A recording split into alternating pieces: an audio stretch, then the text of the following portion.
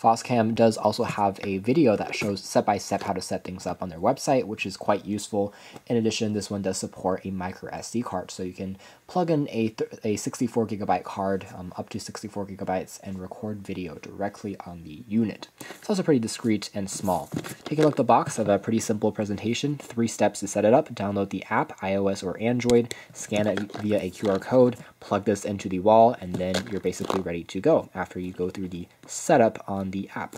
So it includes a micro USB cable for power. It also includes, looks like a micro CD if you want to set it up with a computer, which could be useful. It does have a microphone, so you can talk and communicate both ways. Obviously, the person in the house won't be able to see your face, but you can see them and communicate to them, kind of like a walkie-talkie in that sense. Free cloud app, a key firmware upgrade can be used when it's plugged into Wi-Fi, and again, micro SD card slot. So the box itself looks almost like a cell phone presentation. It's quite impressive. And on the inside, there's just the C2 camera itself. We'll take a look at the design of this in a moment. This is a pretty small camera as well, so nice and discreet. Otherwise, we also have access to looks like a mounting screw. And in these 2 boxes, we have all the accessories.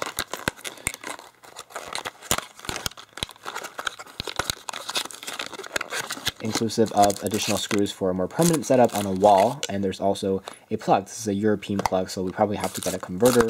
It's just a USB lead, so a simple one will do for the US. And over here we have probably the micro USB cable for the power.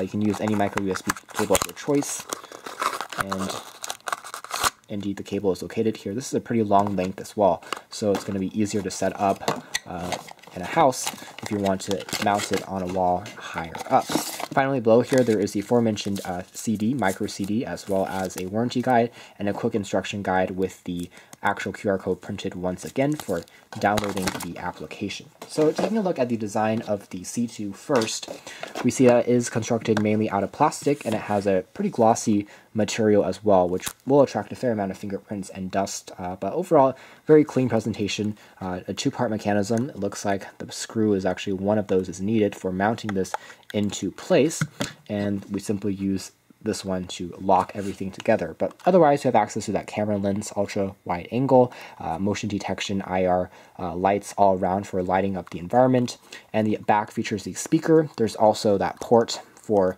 Ethernet, so you don't have to use Wi-Fi. You can connect it via landline if you think that's a bit more. So we have the Foscam C2 plugged into power. As you can see here, it remains a pretty discreet overall size, and you can place it easily onto any furniture or onto a bookshelf, and it blends relatively nicely into surroundings just because of the color scheme and the flexible design. Now, the nice thing about Foscam is if you have any of their other security cameras, if you invested in their outdoor security cameras, you already have the same application that you need to use the C2. So it's all integrated into one ecosystem. So for instance, you just download an app that's called Foscam on iOS or Android, and then it asks you to scan the code on the back of the camera so that you can register it. So I'm going to scan the QR code there. It's going to detect that fairly easily, and afterwards I'm going to tap on way to connect, so I can select between wired because there's an Ethernet port, as aforementioned, on the very back behind this rubber flap, so I can connect it directly to my router, or I can use Wi-Fi to connect it to the internet. So I'm going to tap on Wi-Fi here, and then to set this up, it's going to ask me to enter my Wi-Fi password. So what it's actually doing is through the app, sending the Wi-Fi passcode to the security camera so that the camera itself can connect to your home Wi-Fi network. And then afterwards, no matter where you are, let's say if I'm in another country, I can still see what's going around in my house, which is nice as long as you have that app on your phone. And of course, you can download the app on multiple devices and still monitor it as long as you enter the passcode for the specific camera onto the app. As you can hear kind of there are voice-guided prompts on the C2. It does speak, which is kind of useful. So when you first plug into power, it tells you after a few seconds when it's ready to pair using a Wi-Fi connection. And when it's done, as you heard there, it says that it's been set up correctly. So this is what the app looks like. Again, we've already seen the Foscam Wi-Fi app because we've checked out their previous security cameras on this channel. So pretty much the same thing going on here. It says you can take a look at your cameras, you can add multiple cameras. I can long hold on this hold to talkie for a few seconds, and afterwards I'm able to talk into my phone's microphone, and the same sound will be outputted using the C2 speaker, which is quite loud, although the microphone is a little bit on the tinier side of the spectrum. It's a little bit soft, as you can kind of hear there. So right now the volume there and the microphone are both enabled. So taking a quick look at some of the other features on here, I have options. So again, there's a bit of an echo there. Let's turn off the sound.